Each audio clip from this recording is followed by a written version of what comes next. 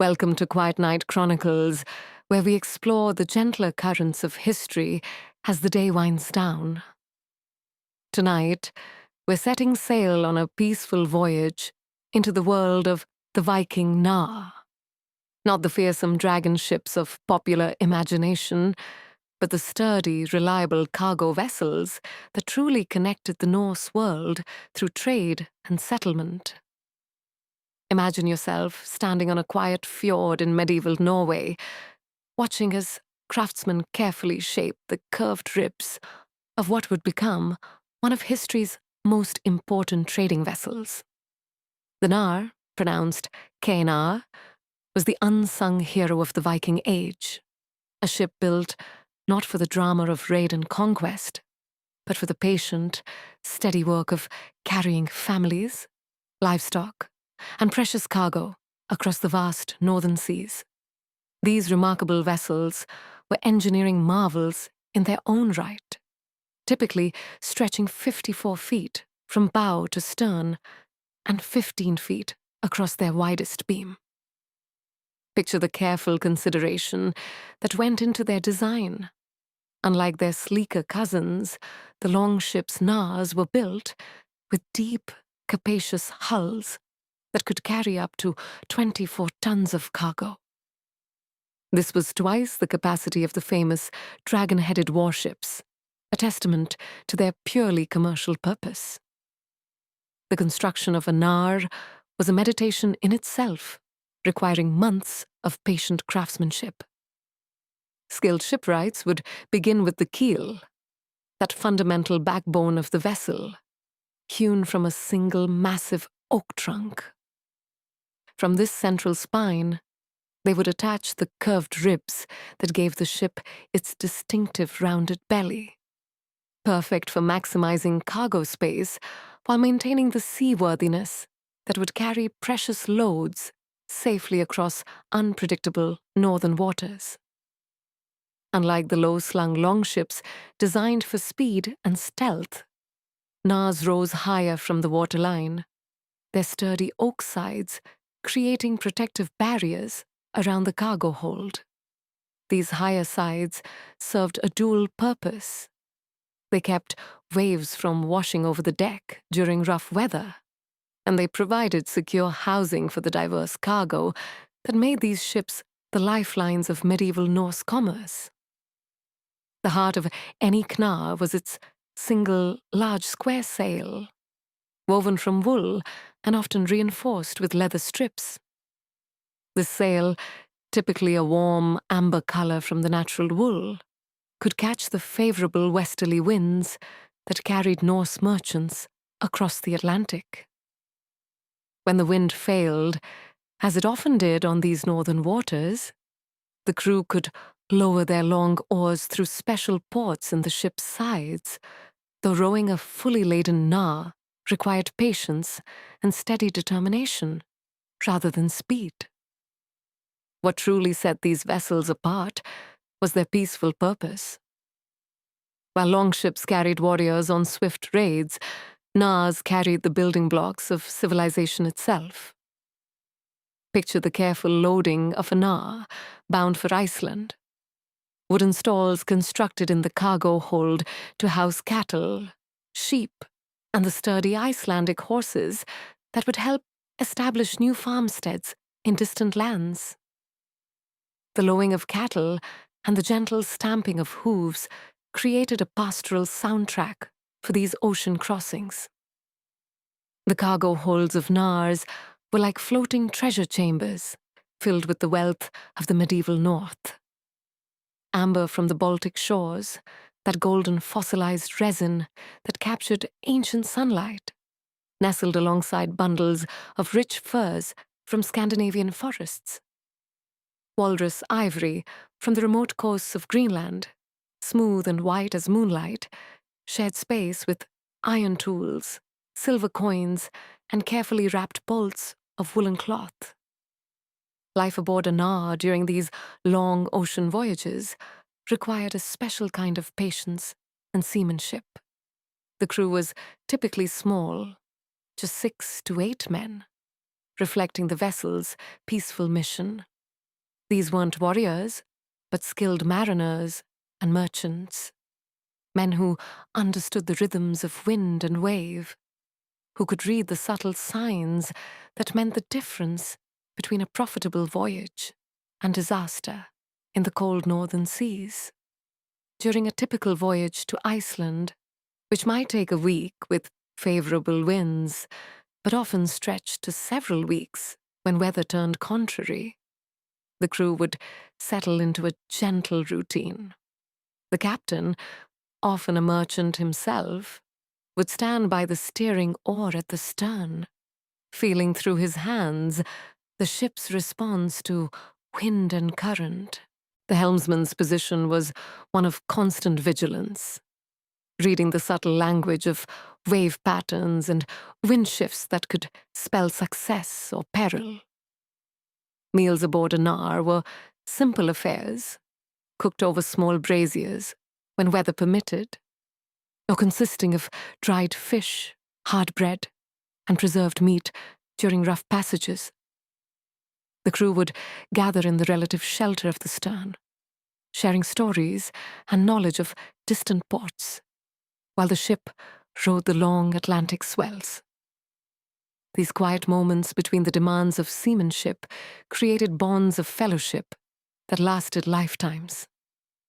The navigation techniques used by knarr captains were marvels of practical astronomy and seamanship. Without compass or detailed charts, these Norse navigators relied on their deep understanding of natural phenomena. They watched the flight patterns of seabirds, knowing that certain species would lead them toward distant shores. They studied the color and behavior of water itself, recognizing the subtle changes that indicated shallow banks or the proximity of land.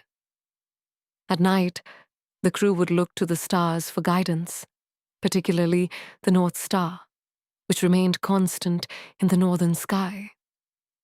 They understood how the sun's path changed with the seasons, and they could estimate their latitude by measuring the height of the sun at midday with simple instruments.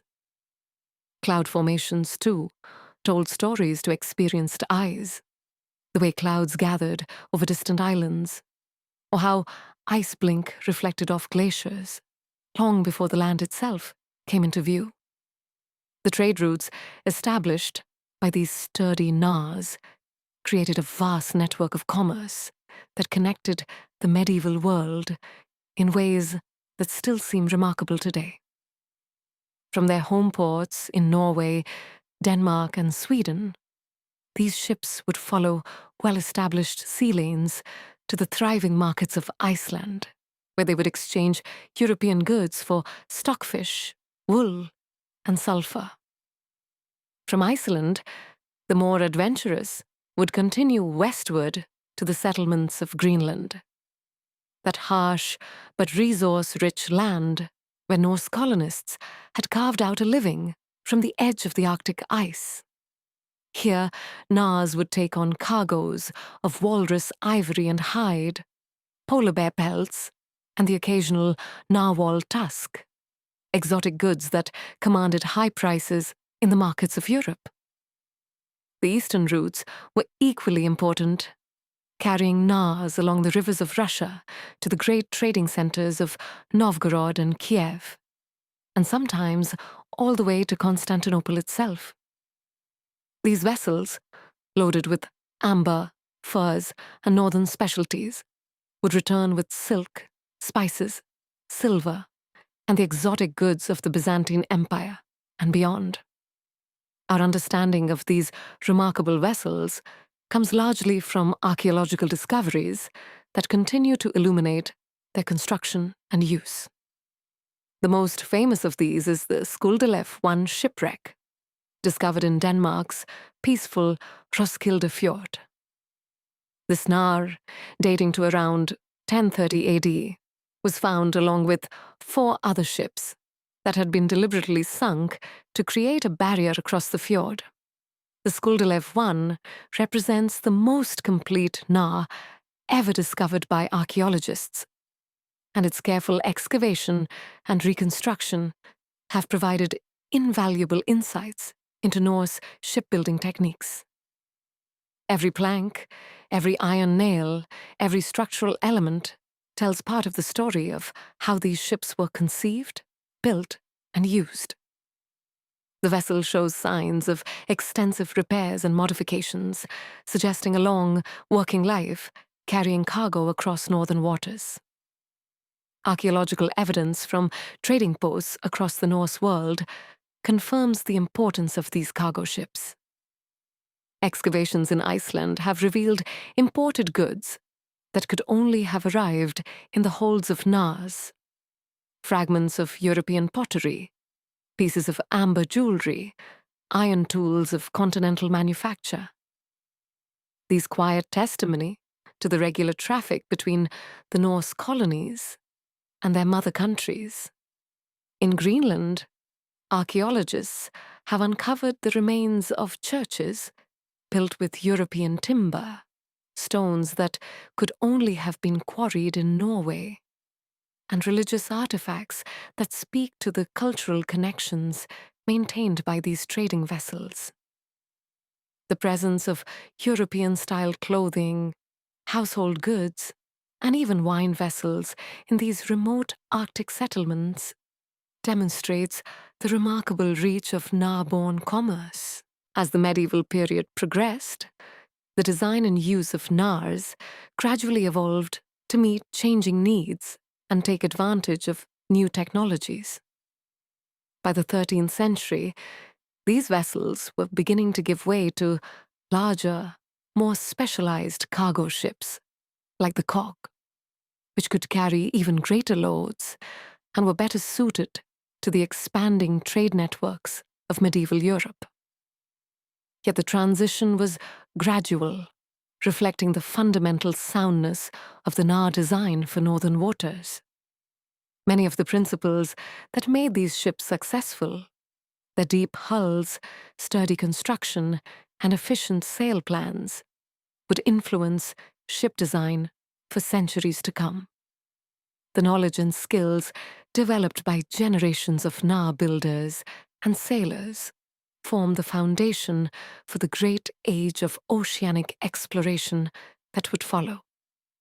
The legacy of these peaceful trading vessels extends far beyond their immediate commercial success.